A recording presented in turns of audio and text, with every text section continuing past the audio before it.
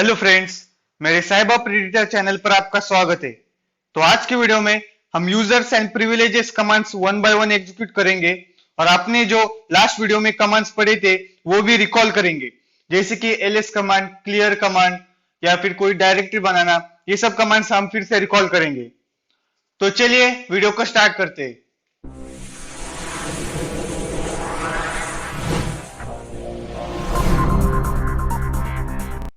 तो दोस्तों, आपको तो पता ही होगा, अगर हमें कोई भी कमांड एग्जीक्यूट करनी होगी तो हमें एक टर्मिनल चाहिए होगा। तो सबसे पहले हम हमारा टर्मिनल ओपन करते हैं।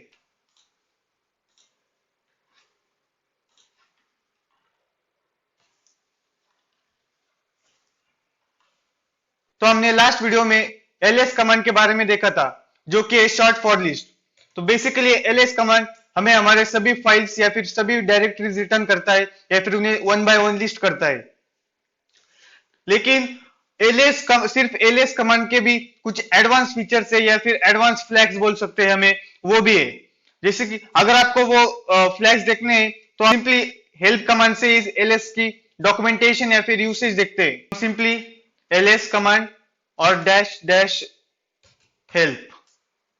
तो आप देख सकते हैं यहाँ पर एलएस कमांड के बारे में सभी लिस्टेड या फिर एक डिस्क्रिप्टिव इंफॉर्मेशन आ चुकी है। तो ये जो सभी इंफॉर्मेशन है इसे हम बोलते हैं फ्लैग्स। तो बेसिकली ये डैश ए, ये dash capital A, dash B, ये फ्लैग्स होते हैं। तो ये फ्लैग्स का एक प्री डिफाइंड मीनिंग इस कमांड के साथ आता है, जो कि एक पर्टिकुलर टास्क या फिर पर्टिकुलर एक्शन परफॉर्म करता है। तो आप देख सकते हैं यहाँ पर एलएस कमांड के बारे में बहुत सारे फ्लैग्स अवेलेबल है। तो हम बेसिकली दो फ्लैग्स यूज करेंगे, जो कि डैश ए और नीचे आपको दिखाई देगा डैश एल। तो डैश एल मतलब एक पर्टिकुलर लिस्ट या फिर पर्टिकुलर डायरेक्टरी के बारे में एक लॉन्ग लिस्टिंग फॉर्मेट में एक आउटपुट को वर्बोस करना या फिर आउटपुट को अपियर करना। समझ लीजिए कि हम डाउनलोड्स के फोल्डर में हैं और डाउनलोड्स के फोल्डर में कुछ फाइल्स अवेलेबल है या फिर डायरेक्टरीज अवेलेबल है, जैसे कि आपके कुछ पाइथन के ट्यूटोरियल्स या फिर लिनक्स के ट्यूटोरियल्स, ऐसे बहुत सारी फाइल्स अवेलेबल है। तो अगर आप सिंपली एलएस कमांड टाइप करोगे तो आपको एक स्पेसिफिक मतलब बोल सकते हैं लिमिटेड टाइप ऑफ आउटपुट दिखाई देगा, मतलब कि सिर्फ फाइल्स या फिर सिर्फ डायरेक्टरीज ऐसा आउटपुट दिखाई देगा। लेकिन अगर आप डैश एल करते हो तो आपको एक लॉन्ग लिस्टेड फॉर्मेट में या फिर एक डिस्क्रिप्टिव इंफॉर्मेशन मिलेगी, जैसे कि इस फाइल के साथ कौन कौन एक्सेस ले सकता है या फिर इस फाइल को कौन कौन राइट कर सकता है या फिर इस फाइल को हमने कब क्रिएट किया था, किस टाइम पे क्रिएट किया था, फिर इस फाइल का ऑथर कौन है। ऐसी बहुत सारी इंफॉर्मेशन इस डैश एल के फ्लैग से आपको अवेलेबल होती है। वैसे डैश ए का काम है आपको आपके जो भी डायरेक्टरी या फिर वर्किंग डायरेक्टरी में जितने भी फाइल्स है वो सबको लिस्ट करना। जैसे कि मतलब जो कि हिडन फाइल्स है उन्हें भी लिस्ट करना। ये सब भी काम डैश ए का होता है। और कोई भी एंट्रीज को इग्नोर नहीं करने का, मतलब जो भी सिस्टम फाइल्स है या फिर कोई दूसरी डॉट एक्सटेंशन की फाइल्स है उन सभी फाइल्स को लिस्ट करना। तो बेसिकली डैश ए आपको जो भी जितने भी फाइल्स अवेलेबल है, भले वो हिडन हो, वो सब आपको लिस्ट करता है। तो सबसे पहले हम इसे क्लियर करते हैं। तो पहले मैं आपको दिखा दूं कि मैं कौन से डायरेक्टरी में हूं। तो उसके लिए हमारे पास है pwd कमांड। तो आप देख सकते हैं मैं पहले होम काली के फोल्डर में हूं। तो यहाँ पर हम पहले तो हमारी सभी फाइल्स लिस्ट करते हैं सिंपली एलएस कमांड से। तो यहाँ पर देख सकते हैं कि मेरे पास कुछ अवेलेबल डायरेक्टरीज है। तो अगर हम कुछ एडवांस फ्लैग्स यहाँ पर ऐड करते हैं, जैसे कि ls डैश एल डैश ए, आप ऐसे भी डैश एल ए ऐसे भी लिख सकते हैं या फिर डैश एल डैश ए ऐसे भी लिख सकते हैं, दोनों का मीनिंग सेम है। तो मैं आपको सजेस्ट करूंगा कि आप एक ही डैश में दोनों फ्लैग्स लिख लीजिए। तो आप यहाँ पर देख सकते हैं कि हमें एक लिस्टेड या फिर एक डिस्क्रिप्टिव इंफॉर्मेशन मिल चुकी है। अगर आप कंपेयर करते हो सिर्फ ls और ls डैश ए से तो आपको कुछ मल्टीपल फाइल्स भी दिखाई देंगी। तो आप देख सकते हैं कि डॉट बैश अंडरस्कोर हिस्ट्री ये फाइल आपको डैश एल के फ्लैग से अपेयर हो चुकी है। लेकिन आप सिंपल ls कमांड से इस फाइल को नहीं प्रिंट कर सकते या फिर रिटर्न कर सकते। ये अथॉरिटी या फिर ये पावर सिर्फ इन फ्लैग्स में अवेलेबल है। तो बेसिकली ये फ्लैग्स आपको एक डिस्क्रिप्टिव इंफॉर्मेशन या फिर एक बोल सकते हैं कि हमें एक वास्ट इंफॉर्मेशन या फिर हमारे जितने भी फाइल्स है वो सब अवेलेबल या फिर रिटर्न करता है। और एक बात मैं आपको बता दूं कि आप यहाँ पर देख सकते हैं, यहाँ पर कुछ कॉलम्स है। ये डी मतलब एक डायरेक्टरी, मतलब एक फोल्डर है। तो सिंपली आप देख सकते हैं कि यहाँ पर एक डॉट है, तो ये डॉट नाम का एक डायरेक्टरी है या फिर एक फोल्डर है जिसका कलर भी ब्लू है। तो आपके टर्मिनल पर अगर कोई भी इस ब्लू कलर के फॉर्मेट में स्ट्रिंग होगी तो आप समझ लीजिए कि वो डायरेक्टरी या फिर फोल्डर है। वैसे आप यहाँ पर देख सकते हैं कि यहाँ पर डी नाम का कुछ कैरेक्टर नहीं है, या फिर उस डी नाम के कैरेक्टर का यहाँ पर कोई भी अवेलेबल स्ट्रिंग या फिर कुछ भी नहीं है। तो आप इसे समझ लीजिए कि ये एक फाइल है या फिर एक सिंपल टेक्स्ट फाइल है, एक सिंपल सिंगल लिस्ट फाइल है जिसके अंदर कुछ कंटेंट्स है। वैसे ही ये RWXR ये कुछ फाइल्स के परमिशन है या फिर उनके बारे में कुछ रीड राइट एग्जीक्यूट की परमिशन है। ये मैं आपको chmod के कमांड में सिखा दूंगा या फिर बता दूंगा। वैसे ये 15 उसका आईडी नंबर है। फिर एक काली काली ये यूजर या फिर उसके ऑथराइज्ड यूजर से, तो साइज के बारे में इंफॉर्मेशन आपको इस कॉलम में दिखाई देगी। फिर उसके बाद है डेट, मतलब ये जो फोल्डर है ये किस दिन बना था या फिर किस दिन एक्टिव हुआ था, ये आपको इस कॉलम में दिखाई देगा। तो फिर उसके बाद है टाइम का कॉलम, कि मतलब ये जो डायरेक्टरी या फिर ये जो टेक्स्ट फाइल है या फिर ये कोई भी लिस्ट फाइल है ये इस पर्टिकुलर टाइम में बनी थी। तो बेसिकली आप देख सकते हैं कि आपको एक सॉर्टेड फॉर्मेट में या फिर एक वर्बोस आउटपुट मिल चुका है जो कि आपको अंडरस्टैंडिंग के लिए भी सफिशिएंट है, या फिर आप इस इंफॉर्मेशन से कोई पर्टिकुलर एक सेट ऑफ गोल या फिर पर्टिकुलर कोई चैलेंज इजीली सॉल्व करते हैं। जैसे कि आपको पर्टिकुलर अगर हम सीटीएफ्स खेलेंगे तो आपको सीटीएफ्स में कुछ हिडन फाइल्स के चैलेंजेस होंगे, तो आप सिंपली एलएस कमांड से उन हिडन फाइल्स को तो नहीं देख सकते या फिर उन्हें आपको कुछ आइडिया नहीं होगा सिंपली एलएस कमांड से।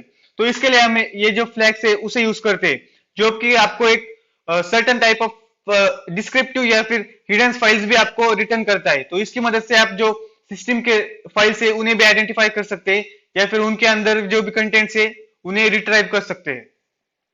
तो हमारी नेक्स्ट कमांड है कैट कमांड। तो कैट कमांड ये एक पावरफुल कमांड है कोई भी फाइल ऑपरेशंस के लिए। फिर बेसिकली कैट कमांड का फुल फॉर्म है कॉन्कैटिनेट। तो इस कॉन्कैटिनेट कमांड से या फिर कैट कमांड से हम किसी भी फाइल में डेटा इंसर्ट कर सकते हैं या फिर उसे मॉडिफाई कर सकते हैं। तो पहले तो मैं अपने डाउनलोड फोल्डर या फिर डेस्कटॉप फोल्डर में स्विच करता हूं। तो हम डेस्कटॉप फोल्डर में जाते हैं।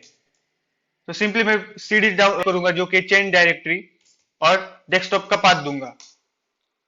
तो आप देख सकते हैं कि मैं सक्सेसफुली डेस्कटॉप डायरेक्टरी में आ चुका हूं। तो यहाँ पर हम पहले देखते हैं हमारे पास कौन सी अवेलेबल फाइल्स है। तो फिलहाल के लिए हमारे पास दो फाइल्स है जो कि फाइल .txt और text.txt। तो अब हम एक पर्टिकुलर एक न्यू फाइल बनाते हैं और उसके अंदर डेटा इंसर्ट करते हैं। तो आपको सिंपली टाइप करनी है कमांड जो कि एक कैट, फिर ग्रेटर देन सिंबल और हमारा फाइल का नाम। तो इस स्टेज में हमारा फाइल का नाम होगा demo.txt और आपको सिंपली एंटर देना है।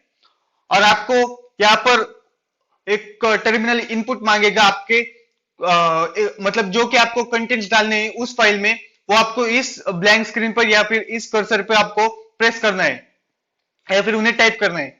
तो हम डालते हैं हेलो वेलकम टू साइबर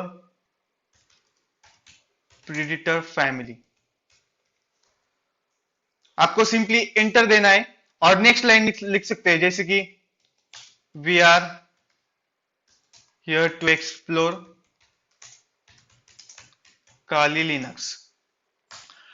अगर आपका जो भी कंटेंट है वो डाल के पूरा हो चुका है और आपको यहां से एग्जिट करना है और आपके demo.txt में आपको कंटेंट्स फिल करने या फिर अपेंड करने हैं, तो आपको सिंपली यहाँ पर Ctrl+Z दबाना है। आपका जो भी डेटा है वो ऑटोमेटिकली इस demo.txt में सेव हो जाएगा।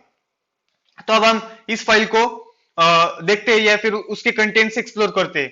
तो आपको फिर से सिंपली इस फाइल को देखने के लिए या फिर उसके कंटेंट्स व्यू करने के लिए कैट और फाइल का नाम, तो हमारे केस में फाइल का नाम है .txt। तो आप यहाँ पर देख सकते हैं हमने यहाँ पर जो भी कंटेंट्स अपेंड किया था वो सक्सेसफुली इस फाइल के अंदर एक्सटेंड या फिर फिल हो चुका है। वैसे ही हम डेस्कटॉप पे जाकर देखते हैं कि यहाँ पर फाइल बनी हुई है। तो आप यहाँ पर देख सकते हैं कि demo.txt फाइल है और उसके अंदर भी data hello welcome to cyber predator family और we are here to explore Kali Linux, ये स्ट्रिंग अपेंड हो चुकी है। तो कैट कमांड से बेसिकली आप किसी फाइल को क्रिएट कर सकते हैं, उसके अंदर डेटा डाल सकते हैं या फिर उन्हें मॉडिफाई कर सकते हैं। फिर हमारी नेक्स्ट कमांड है chmod, जिसका फुल फॉर्म है चेंज मोड। तो उसे देखने के लिए पहले तो मैं अपनी स्क्रीन क्लियर करता हूं। तो chmod का मतलब है आपको अगर किसी फाइल की परमिशंस या फिर उसका मोड चेंज करना है तो आप चेंज मोड कमांड से उसे कर सकते हैं। तो सबसे पहले मैं आपको बता दूं कि काली लिनक्स में हमें 3 टाइप्स ऑफ यूजर्स देखने को मिलते हैं। तो फर्स्ट है ओनर, फिर उसके बाद है ग्रुप और फिर उसके बाद है अदर्स। तो ओनर मतलब एक पर्टिकुलर फाइल या पर्टिकुलर डायरेक्टरी का एक ऑथोराइज्ड या फिर जिसने उस फाइल को बनाया है वो होता है उस फाइल का ओनर। फिर उसके बाद एक ग्रुप मतलब जो कि ओनर के ग्रुप में वो जो ओनर ने उन यूजर्स को मतलब अथॉरिटी दी है कि उस फाइल को आप रीड कर सकते हैं या फिर राइट कर सकते हैं, वो सभी यूजर्स एक ग्रुप में पर्टिकुलर ग्रुप में आते हैं। फिर उसके बाद होते हैं अदर्स, ये कि हम बोल सकते हैं कि जिनको ये फाइल रीड या फिर कोई भी ऑपरेशंस करने की अथॉरिटी नहीं रहती, मतलब ये कुछ भी नहीं कर सकते इस फाइल के साथ, ये होते हैं अदर्स। वैसे अगर मैंने आपको बता दिया कि मतलब फाइल के मोड को चेंज करना, लेकिन ये मोड क्या होता है? तो मोड मतलब हम देख सकते हैं कि एक पर्टिकुलर फाइल के साथ हम क्या क्या ऑपरेशन कर सकते हैं। लाइक उसको हम रीड कर सकते हैं वो फाइल को, फिर उसके बाद हम उसे राइट कर सकते हैं, फिर यहाँ पर फिर हम उस फाइल को एग्जीक्यूट कर सकते हैं, हम उस फाइल को चेंज कर सकते हैं। ऐसे बहुत सारे मोड्स होते हैं। तो वैसे ही चेंज मोड कमांड के कुछ 3 मेन टाइप्स के मोड्स होते हैं, जैसे कि R फॉर रीड होता है, फिर उसके बाद W फॉर राइट होता है और X मतलब एग्जीक्यूट होता है।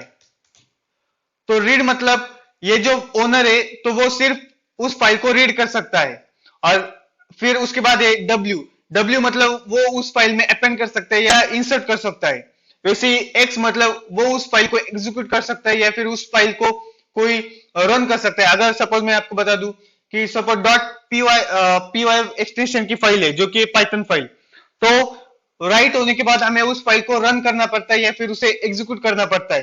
तो एग्जीक्यूट मतलब कि वो फाइल को रन करना या फिर उसे एक सर्टेन एक्शन परफॉर्म करना, तो वो एग्जीक्यूट कमांड या फिर एग्जीक्यूट मोड में आता है। तो आपको अगर याद होगा तो हमने ls से कुछ आउटपुट देखा था। तो आप देख रहे होंगे कि यहाँ पर आप देख सकते हैं RWX। तो यहाँ पर R मतलब रीड, W मतलब राइट और X मतलब एग्जीक्यूट। तो सिंपली हमने जो अभी एक फाइल बनाई थी तो उसके बारे में एग्जांपल लेते। तो इस केस में मैंने आपको बोला था कि अगर यहाँ पर डायरेक्टरी नहीं है या मतलब यहाँ पर डी कैरेक्टर नहीं है तो ये एक सिंपल टेक्स्ट फाइल है। तो इन केस हमारे पास यहाँ पर देख सकते हैं demo.txt है, जो कि एक डॉक्यूमेंट फाइल है, जो कि कोई डायरेक्टरी नहीं है या फिर कोई फोल्डर नहीं है। तो यहाँ अगर आप देखेंगे ये जो कॉलम है ये सिर्फ R W और ये सिंपल एक डैश, ये पर्टिकुलर एक मतलब ये कॉलम सिर्फ ओनर के लिए है, मतलब ये ओनर के परमिशन से। तो इस स्टेटमेंट का मतलब है कि ओनर के पास सिर्फ रीड और राइट करने की परमिशन है इस फाइल के साथ। वैसे ही ये जो नेक्स्ट वाला है तो ये है मतलब ये R डैश डैश, तो उसका मतलब है कि ये परमिशंस या फिर ये मोड्स एक पर्टिकुलर ग्रुप को असाइन किए, मतलब एक पर्टिकुलर ग्रुप इस फाइल को सिर्फ रीड कर सकता है, वो ग्रुप के कोई भी यूजर को इस फाइल में राइट करने की परमिशन नहीं है या फिर उसे राइट करने की ऑथोरिटी नहीं है। वैसे ही जो नेक्स्ट होता है वो अदर्स होता है। अदर्स मतलब जो कि गेस्ट होते हैं या फिर दूसरे कोई यूजर्स है जो कि ग्रुप में या फिर जो कि ओनर नहीं है, उनको भी सिर्फ करने की परमिशन है, उन्हें भी इस फाइल के साथ राइट करने की या फिर एग्जीक्यूट करने की परमिशन नहीं है। तो हम सिंपली एज अ ओनर इस परमिशन को चेंज कर सकते हैं या फिर मॉडिफाई करते हैं। तो अब हम देखते हैं कि हम इस chmod को कैसे यूज कर सकते हैं। तो इसे यूज करने के लिए हमें सिंपली टाइप करना पड़ेगा sudo। तो sudo के बारे में आपको मैं बता दूंगा। फिर उसके बाद chmod जो कि हमारी कमांड है, chmod, फिर यू मतलब है यूजर, मतलब जो कि ओनर है उसके हमें परमिशन चेंज करनी है या फिर उसके मोड्स चेंज करने हैं, तो उसके लिए यू इज इक्वल टू, फिर हमें उस यूजर को रीड भी करना है, मतलब उस यूजर को हमें रीड की परमिशन भी देनी है, फिर उसके बाद राइट की परमिशन भी देनी है और एग्जीक्यूट भी परमिशन देनी है। तो आप यहाँ पर देख सकते हैं कि डिफॉल्टली इस यूजर की, यहाँ पर इस ओनर के पास सिर्फ रीड और राइट की परमिशन है, इसके बाद एग्जीक्यूट की परमिशन नहीं है, लेकिन हम उसे फोर्सफुली अब एग्जीक्यूट की कमांड भी, एग्जीक्यूट की मोड भी देंगे। फिर उसके बाद है हमारे कौन से फाइल को इस पर ये मोड्स देने हैं, तो हमें इस केस में demo.txt को देने हैं, हम सिंपली इसे एंटर देते हैं, फिर ये सक्सेसफुली उस फाइल को एग्जीक्यूट या फिर सभी परमिशंस एलोकेट करेगा। तो हम फिर से इसे चेक करते हैं, तो आप यहां पर देख सकते हैं कि यहां पर एक्स्ट्रा एक्स लग चुका है, मतलब अब इस ओनर को या फिर इस यूजर को एग्जीक्यूट की कमांड भी अप्लाई हो चुकी है या फिर असाइन हो चुकी है। वैसे अगर आपको ग्रुप्स को या फिर इन सभी अदर्स या फिर यूजर्स को एक साथ सभी परमिशंस एलोकेट करनी है, तो आपको सिंपली यहां पर देना है sudo chmod u is equal to rwx, फिर उसके बाद g is equal to rwx, फिर उसके बाद o is equal to rwx। तो मैं आपको बता दूं, तो u मतलब एक पर्टिकुलर ओनर के लिए, मतलब ये इस कॉलम के लिए, फिर उसके बाद g मतलब ग्रुप के लिए, मतलब इस कॉलम के लिए, और फिर o मतलब अदर्स के लिए जो कि लास्ट कॉलम। तो इस स्टेटमेंट का मतलब है हमने इस फाइल को सभी परमिशन दे चुकी है, मतलब एक पर्टिकुलर यूजर इस फाइल के साथ रीड राइट एग्जीक्यूट कर सकता है, वैसे ग्रुप भी उसके साथ सभी ऑपरेशंस कर सकता है और अदर्स भी इसके साथ सभी ऑपरेशंस कर सकते हैं। तो फिर से हम फाइल को लिस्ट करते हैं, तो आप यहां पर देख सकते हैं कि demo.txt में सभी परमिशंस लग चुकी है, मतलब यूजर भी इसके साथ कुछ भी ऑपरेशंस कर सकता है, फिर उसके साथ ग्रुप भी कर सकता है और अदर्स भी इसके साथ कोई भी ऑपरेशंस इसके साथ कर सकते हैं। तो बेसिकली ये होती है chmod कमांड, जो कि चेंज मोड कमांड। तो अब हमने देख लिया कि हमें chmod से कैसे रीड राइट और एग्जीक्यूट की परमिशन हम उस फाइल को, पर्टिकुलर फाइल्स को असाइन करते हैं। तो साइमल्टेनियसली हम chmod को एक डिफरेंट टाइप के साथ यूज कर सकते हैं, मतलब एक इफिशिएंट वे से इसे हम यूज कर सकते हैं। अब इफिशिएंट वे मतलब इस रीड राइट एग्जीक्यूट को न्यूमेरिकली नंबर के साथ परमिशन असाइन करने की, जैसे कि रीड के लिए होता है 4 नंबर, फिर उसके बाद राइट के लिए होता है 2 और एग्जीक्यूट के लिए होता है 1। तो आपको बेसिकली ये नंबर्स ध्यान में रखने पड़ेंगे। फिर उसके बाद अगर आपको ये यूसेज मिलाने, तो आपको सिंपली sudo chmod, फिर आपको जो ओनर को कौन सी परमिशन देनी है या फिर ग्रुप को कौन सी परमिशन देनी है या फिर अदर्स को कौन सी परमिशन देनी है, ये एक न्यूमेरिकल फॉर्म में टाइप करना पड़ता है या फिर उसे इनपुट देना पड़ता है। तो इस केस में हम ओनर को सिर्फ रीड और राइट की परमिशन देते हैं। तो हमने देखा था कि रीड के लिए होता 4 और राइट के लिए था 2, तो 4 + 2 होता है 6। तो 6 मतलब ये जो ओनर है, 6 मतलब सिर्फ रीड और राइट की परमिशन, उसे हमने एग्जीक्यूट की परमिशन नहीं दी है उस ओनर को। फिर उसके बाद हम देते हैं ग्रुप को, तो ग्रुप को हम सिंपली राइट की परमिशन देते हैं। तो राइट के परमिशन के लिए थे हमारे पास 2, तो हम सिंपली 2 डालते हैं। तो ये हो गई ग्रुप के लिए। फिर हम अदर्स को सिर्फ रीड करने की परमिशन देते हैं, तो रीड के लिए हमारे पास थी 4, तो हमने सिंपली 4 डाल के एक पर्टिकुलर अदर यूजर के लिए सिर्फ हमें रीड करने की परमिशन दे चुकी है, तो वो उस फाइल के साथ राइट नहीं कर सकता और उसे एग्जीक्यूट नहीं कर सकता। तो आप सिंपली इस न्यूमेरिकल फॉर्म से परमिशन असाइन कर सकते हैं। फिर आता है हमारा नेक्स्ट demo.txt, जो कि पर्टिकुलर फाइल है, तो आपको सिंपली एंटर डालना है। तो अब हम देखते हैं कि हमारी जो भी परमिशन है वो असाइन हो चुकी है या नहीं। तो हम सिंपली इसे लॉन्ग लिस्ट फॉर्मेट में आउटपुट करते हैं। तो यहां पर आप देख सकते हैं क्या हमें कुछ डिफरेंट आउटपुट मिल चुका है इस फर्स्ट वाले से कंपेयर से। तो हमने 6 एक पर्टिकुलर यूजर को सिर्फ राइट और रीड और राइट की दी थी जो कि 4 और 2, तो 4 + 2 हो गया 6, तो वो हमने सिर्फ रीड और राइट की दे दी। फिर उसके बाद एक पर्टिकुलर ग्रुप के लिए हमने सिर्फ राइट की दे दी जो कि थी 2, फिर उसके बाद थी 4 जो कि सिर्फ राइट एक पर्टिकुलर अदर यूजर के लिए।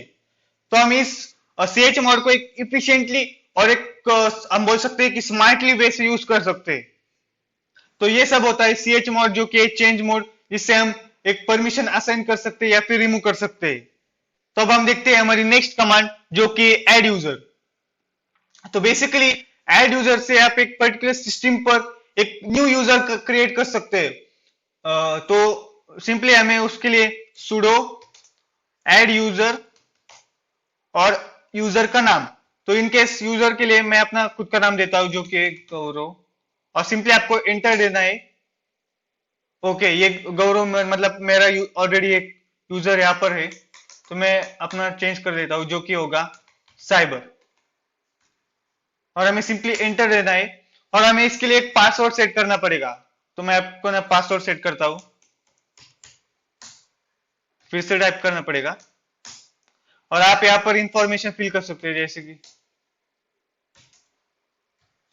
कुछ भी डाल सकते हो।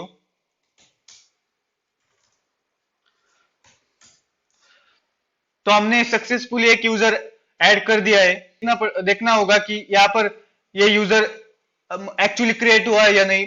तो हमें सिंपली एक फाइल को ओपन करना है जो कि एक सिस्टम फाइल है। तो आपको sudo etc पासवर्ड ये फाइल को ओपन करना पड़ेगा। Okay sorry cat. तो आप यहाँ पर देख सकते हैं कि साइबर नाम का एक यूजर हमने सक्सेसफुली क्रिएट किया है। तो इसके कुछ डिफॉल्ट पैरामीटर्स है जो जैसे कि इसका आईडी, फिर उसके हमने जो भी इंफॉर्मेशन फिल किए वो सभी, और उसका शेल जो कि बिन बैश। ऐसे बहुत सारे यूजर्स हम क्रिएट कर सकते हो।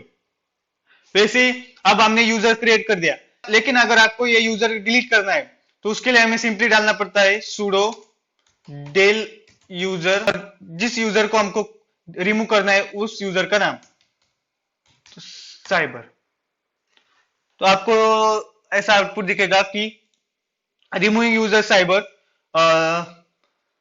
और ये वार्निंग आप इसे इग्नोर कीजिए और ये डन। तो अब फिर से हम इस etc पासवर्ड के फाइल को कैट करते हैं। तो आप यहाँ पर देख सकते हैं कि हमारा साइबर यूजर यहाँ से रिमूव हो चुका है। तो बेसिकली हम इस ऐड यूजर के फंक्शन से एक पर्टिकुलर सिस्टम पर एक यूजर बना सकते हैं और उसे फिर से डेल यूजर के कमांड से डिलीट कर सकते हैं। अब हमने यूजर क्रिएट कर दिया। वैसे ही अगर आपको एक पर्टिकुलर ग्रुप बनाना है तो उसके लिए हमारे पास है ऐड ग्रुप का कमांड। तो उसके लिए हमें सिंपली टाइप करना पड़ता है sudo ऐड ग्रुप,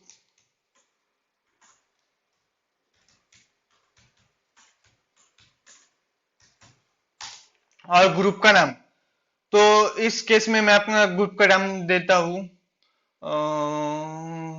हैकर्स। तो आप यहाँ पर देख सकते हैं कि आपका जो भी हैकर्स नाम का ग्रुप है वो ऐड हो चुका है और उसकी आईडी है 1003।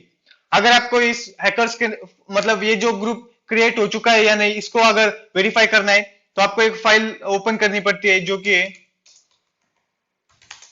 sudo cat etc group. तो आप यहाँ पर देख सकते हैं कि हैकर्स नाम का ग्रुप यहाँ पर क्रिएट हो चुका है जिसकी आईडी है 1003। अब हमने सिंपली एक पर्टिकुलर ग्रुप बनाया है, हमने इसके अंदर कुछ पर्टिकुलर यूजर्स नहीं डाले। तो उसके लिए अगर आपको इसके अंदर एक पर्टिकुलर यूजर्स डालने होंगे तो हमें सिंपली यहाँ पर कमांड देनी पड़ती है sudo ऐड यूजर, यूजर का नाम। लेकिन आपको ध्यान में रखना पड़ेगा यूजर एक्चुअली उस सिस्टम पर ऑलरेडी होना चाहिए, मतलब उसका एग्जिस्टेंस उस सिस्टम पर होना चाहिए, मतलब हमने पहले वो यूजर क्रिएट करना चाहिए। तो इस केस में मैंने आपको बताया था कि मेरा गौरव नाम का यूजर यहाँ पर ऑलरेडी क्रिएटेड है, तो मैं इसे सिंपली ऐड करता हूं हैकर्स के ग्रुप में तो सिंपली गौरव और ग्रुप का नाम जो कि है हैकर्स। तो यहाँ पर देख सकते हैं कि गौरव नाम का यूजर हैकर्स के ग्रुप में ऐड हो चुका है। अगर आपको ये देखना मतलब वेरीफाई करना है कि हैकर्स नाम के ग्रुप में कौन से यूजर्स है, तो उसके लिए हमारे पास है फंक्शन मेंबर्स और ग्रुप का नाम। तो यहाँ पर आप देख सकते हैं कि इस केस में हैकर्स के ग्रुप में सिर्फ एक ही यूजर अवेलेबल है जो कि एक गौरव। तो मेंबर फंक्शन से हमने इस हैकर ग्रुप में कौन से यूजर्स अवेलेबल है या फिर कौन से यूजर्स इस हैकर्स को रिप्रेजेंट करते उनके बारे में इंफॉर्मेशन गेन कर दी है। लेकिन मैं आपको बता दूं कि आपको अगर इस मेंबर फंक्शंस मतलब मेंबर कमांड में अगर कोई एरर आता है या फिर ये कमांड नॉट फाउंड आती है, तो आप सिंपली इसे एक्सटर्नली भी डाउनलोड कर सकते हो, जैसे कि sudo apt get install members। आपको सिंपली ये पैकेज डाउनलोड करना पड़ेगा। तो मेरे केस में ऑलरेडी है, लेकिन अगर आपको कुछ मतलब ऐसा कमांड आता है कि ऐसी एरर आती है कि कमांड नॉट फाउंड, तो आप इस स्टेटमेंट से इस मेंबर्स को डाउनलोड कर सकते हैं। तो अब हम देखते हैं हमारी नेक्स्ट कमांड स्विच यूजर। तो अगर आपको किसी एक पर्टिकुलर यूजर मतलब मैं अगर काली यूजर में हूं और मुझे अगर किसी दूसरे यूजर में स्विच करना है मेरा अकाउंट या फिर मेरी सिस्टम, तो आपको इस कमांड को यूज करना पड़ेगा। तो हमको सिंपली प्रेस करना है SU और किस यूजर में आपको स्विच होना है। तो इन केस मेरा एक यूजर यहाँ पर अवेलेबल जो कि गौरव, तो मैं इस अकाउंट में जाता हूं। तो मैं आपको सिंपली तो आपको यहाँ पर सिंपली आपका पासवर्ड डालना पड़ेगा इस गौरव यूजर का। तो मैंने जब पासवर्ड प्रोवाइड किया तो आप यहाँ पर देख सकते हैं कि कुछ चेंजेस हुए। तो मैं यहाँ पर अब गौरव यूजर हूं। तो पहले मैं यहाँ पर काली यूजर था, आप चेक कर सकते हैं हु एम आई कमांड से। आप यहाँ पर देख सकते हैं कि मैं यहाँ पर गौरव यूजर हूं।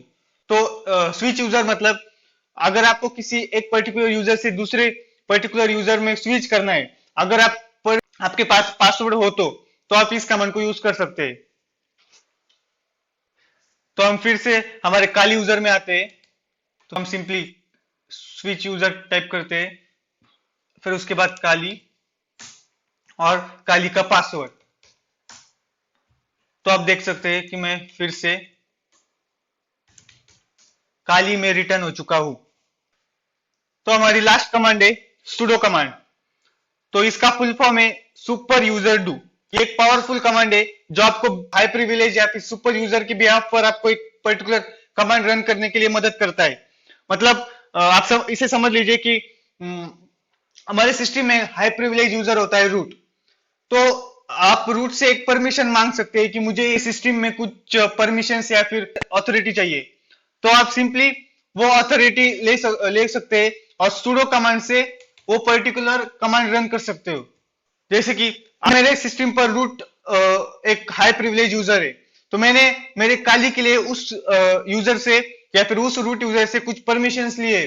जैसे कि मुझे आपके सिस्टम पर कुछ जो कि सेंसिटिव इंफॉर्मेशन है या फिर सेंसिटिव फाइल्स है, जैसे कि ETC शैडो या फिर ETC पासवर्ड, ये मतलब जब मुझे रिक्वायर होगा तो मुझे उन्हें व्यू करना है और उन्हें मॉडिफाई करना है, तो उसके लिए मुझे परमिशन चाहिए। रूट ने मुझे वो परमिशंस प्रोवाइड किए और मैं इस sudo कमांड से वो परमिशंस के बेसिस पर वो सेंसिटिव इंफॉर्मेशन या फिर उस सेंसिटिव फाइल्स को व्यू करता हूं।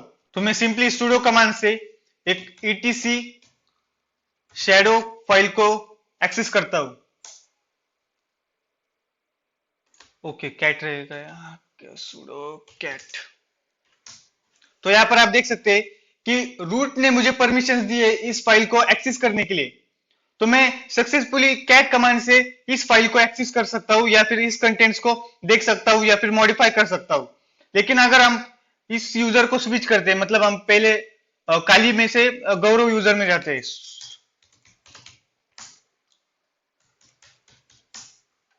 और अगर मैं फिर से इस ETC शैडो को व्यू करना चाहता हूं, तो मैं सिंपली टाइप करूंगा sudo cat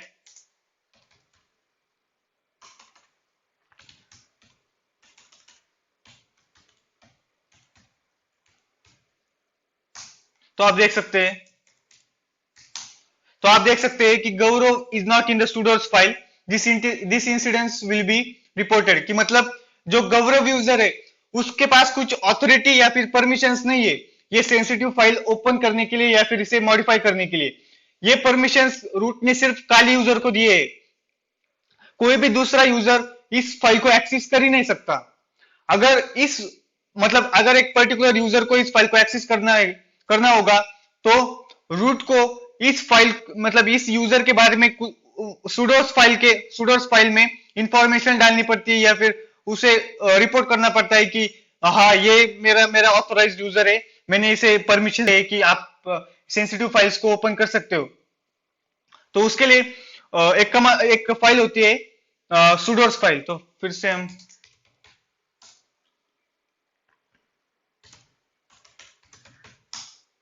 तो आप यहां पर देख सकते हैं etc sudoers फाइल। ओके, मेरे पास भी कमांड sudo। तो आप यहां पर देख सकते हैं कि यहाँ पर ये sudoers फाइल है, इसके अंदर बहुत सारी परमिशन दे चुकी है, मतलब कौन से यूजर्स इसको एक्सेस कर सकते हैं, ऐसी बहुत सारी परमिशन यहाँ पर दी गई है।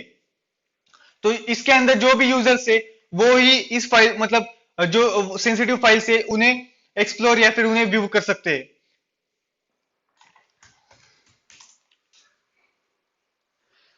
तो आज के वीडियो के लिए इतना ही। आई होप आपको ये सब कमांड समझ आए होंगे। तो अगर वीडियो पसंद आया होगा तो प्लीज वीडियो को लाइक कीजिए, आपके दोस्तों के साथ शेयर कीजिए और प्लीज चैनल को सब्सक्राइब कीजिए। Thank you.